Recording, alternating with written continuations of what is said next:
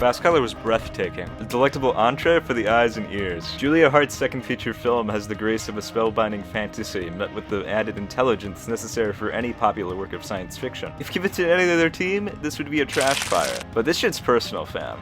If you somehow aren't touched by this feature's emotional core, then you are as cold as the pathetic season of blockbusters we get like clockwork. To even classify this as just another superhero flick is in of itself an insult.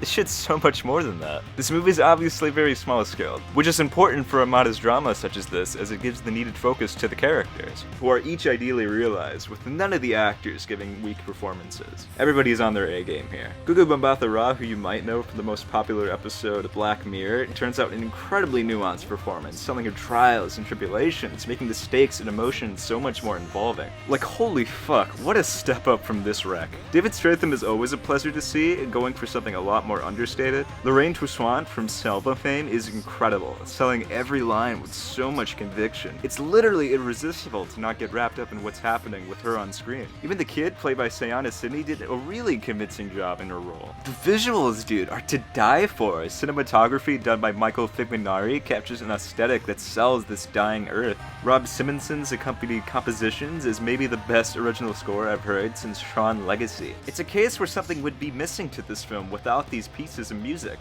They literally tell the story. I've saved the whole playlist on Spotify, dude. It's so fucking beautiful. Hart's directing prowess is greatly expanded from taking an ambitious project akin to this, nailing all the technical aspects, added with personal touches that makes this film entirely her own. Intentionally keeping details vague, as no matter what I say, this movie's absolutely worth your time. Briefest of criticisms I've put to keep things balanced. Some of the dialogue, though sold well from its talent, is a tad on the nose than I would have liked, especially on a second watch, and some of the pacing is a little off, especially with a bit of a rushed climax. But still, I don't even know if those are big enough problems for me to stop digging this movie. And maybe not even you lot. All the emotional beats stick their landing, as well as the story, while feeling self-contained, is complete. Like, it's really, really great, guys. For this movie from 2019 to actually make me fucking cry.